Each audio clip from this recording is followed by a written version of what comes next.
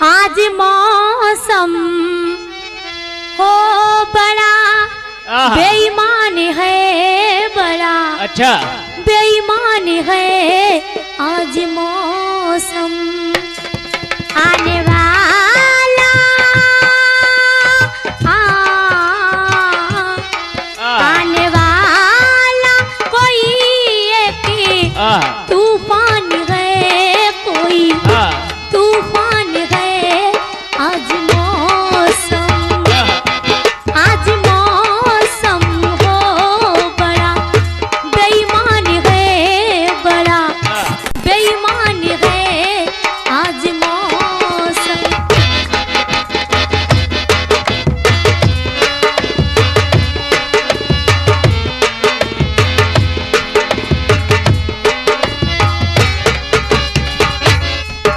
ऐ मेरे यारी ऐ हुस्न वाले, दिल दिया मैंने तेरे हवाले। क्या बात है। ऐ मेरे यारी ऐ हुस्न वाले, दिल किया मैंने तेरे हवाले।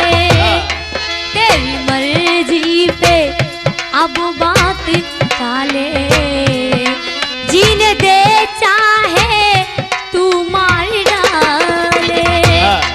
तेरे हाथों में अब मेरा हाथ तो है। आज मौसम हो बड़ा बेईमान है, बड़ा बेईमान है आज मौसम। आने वाला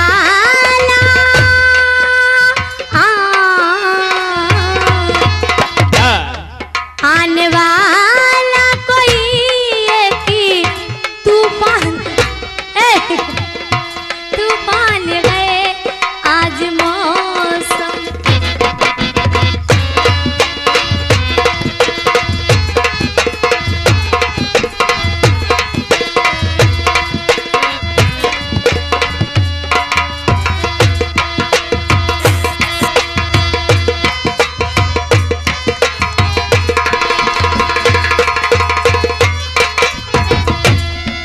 ठंडी ठंडी हवा चल रही है, जैसे कोई घटा खिल रही है।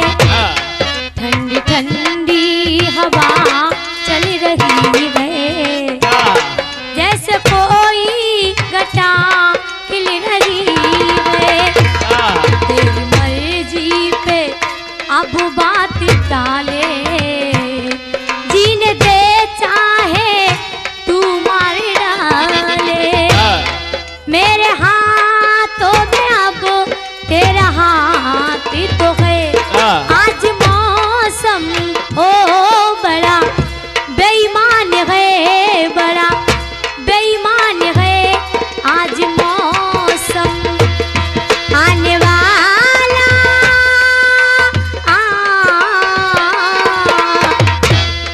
आने वाला कोई एक तूफान है, कोई तूफान है आज मौसम।